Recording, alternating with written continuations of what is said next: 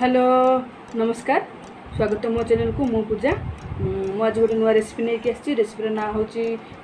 बेसन आलू तरकारी निहत भाव आपको भल लगे मोर रेसिपी आपण घरे रेडी करेंगे बेसन आलू तरकारी किंतु मोर टी स्टाइल टी अलग स्टाइल करते भाव आपको भल लगे जेहतु आमर नड़िया रस टे पड़ुची तो से बहुत तरकारी स्वाद टी चेंज हो बहुत बढ़िया लगुच तरकारी आपण जो मैंने मोर वीडियो देखुंट नुआ तो मानक अनुरोध कि मोर चैनल को सब्सक्राइब करनी तो आप फ्रेंड्स और फैमिली मानक शेयर भी करनी मोर जहाँ नुआ नुआ वीडियो अच्छे आप निहत देखिपारे। चलते आ डेरी करें मोर रेसिपी बनवा बेसन आलू तरकारी। ये देखो बेसन जंतिया मुझे बेसन नहीं स्वाद अनुसार लुण नहीं जीरा नहीं जुआणी नहीं अदा नहीं। एबे देखो कढ़ई मोर गरम हो जाए गैस ऊपर बसी गरम हो जाए 2 गिलास पानी देवी 2 गिलास पानी देवी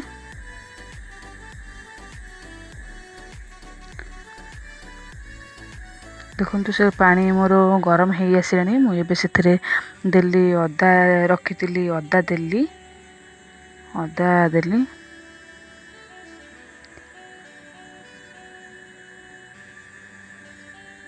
एबे जीरा देली जुआणी देली जुआणी स्वाद अनुसार लुण देली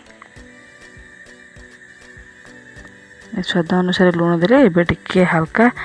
खाइबा सोडा मिसेदेवा आमर टिके बेसन भल भाव फुलिबो से खाइबा सोडा मिसेदेले एबे आमे फुटिया छाड़देवा भल भाव मिक्स करदेवा एबे फुटिया छाड़देवा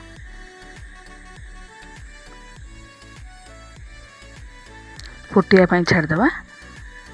एबे देखो मुझे बेसन भल भाव पकई देकी गोल देची एबे गोटे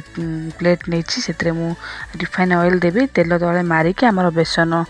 दबा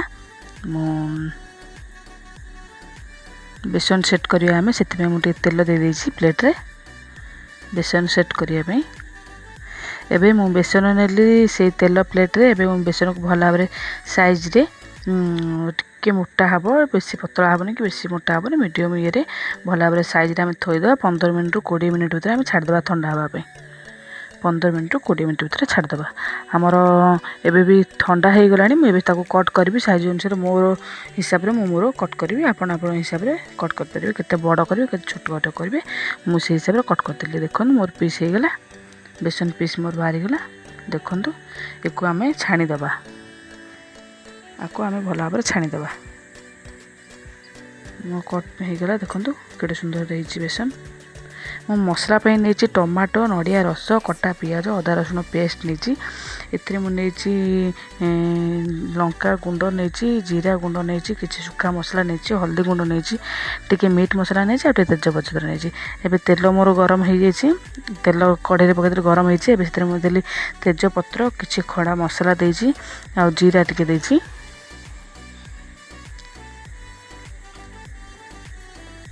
एबे से मु पियाज देली काटिक रखी पियाज देली कषिया मसला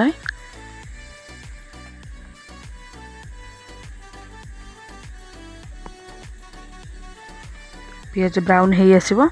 बेसी ब्राउन करवानी हल्का हल्का ब्राउन हो गला मुझे टमाटो आड देदेली कटा टमाटो देदेली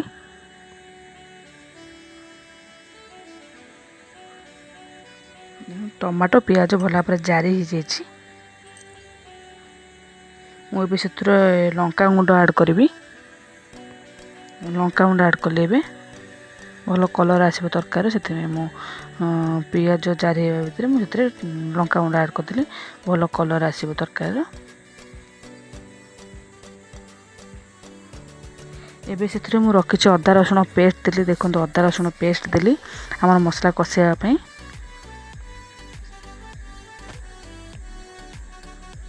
भल भाव मिक्स करदबा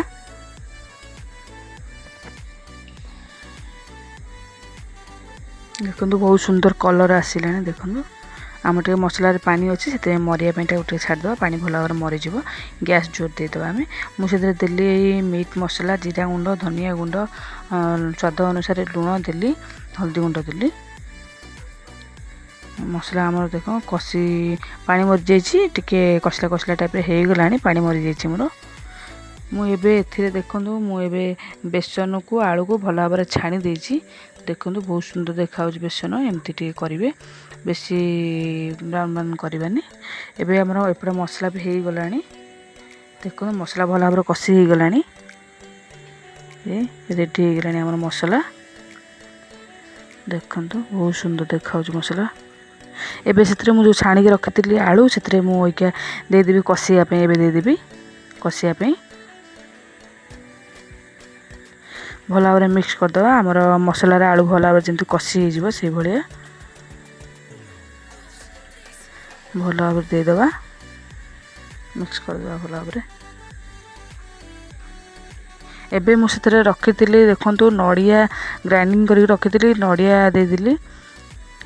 देखो नड़िया जो ग्राइंडिंग कर रखी से मिक्स करदेली भल भाव मिक्स करदे आमर जेहेतु आलू हल्का हल्का सीझी अल्प सीझब से नड़िया रसर आम सीझेबा तार नड़ियार फ्लेवरटा आलू जमी मिसब से आम सीझेदेबा से कषा भितर कषिदेबा आम घोड़ेदेबा जमी आलू भी सीझीज फ्लेवर भी आलू थे रही नड़िया भी देखो आमर हो गला आमर कषा हो गला आलू आलू भी सीझी गला आलू देखो सीझी भी गला आलू हाँ भल भाव सीझी जाए पानी देदेबा मु गोटे ग्लास रु टिके अधिक पानी देती जेहेतु आमर बेसन पानी टाणी नब मुझे गोटे ग्लास रु टिके अधिक पानी देती आमर बेसी झोल करना से मसला करवा पानी देदेली आमर भल भाव मिक्स करदबा आम देखु एबे तरकारी फुटी आसला बहुत सुंदर फुटी जाइए आलू भी भल भाव सीझी जाइए आम ए जो बेसन छाणी रखी आड करदे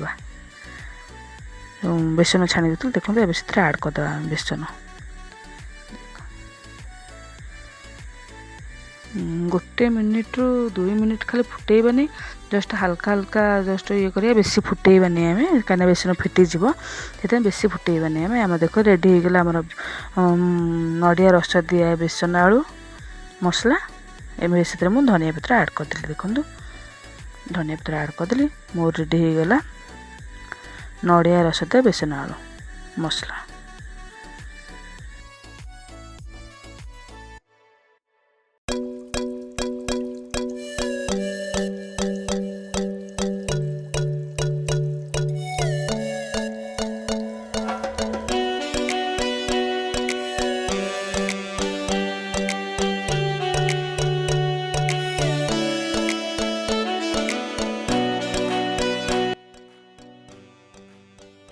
एबे देखिले मोर रेसिपी आपण मानू केमती लगला निहत मत कमेंट करूँ आपण थे घरे ट्राए करूँ मोर नुआ रेसिपी बेसन आलू तरकारी निहत आपण मन भल लगे जो मैंने मो वीडियो देखुंत निहत मत कमेंट करेंगे आपण मानक बेसन आलू तरकारी केमती लगला तो चलतु मोर देखा मोर नेक्स्ट वीडियो रे नेक्स्ट रेसिपी सहित चलतु आपण मानक बहुत बहुत धन्यवाद जेहेतु मोर वीडियो देखुंत धन्यवाद बहुत बहुत।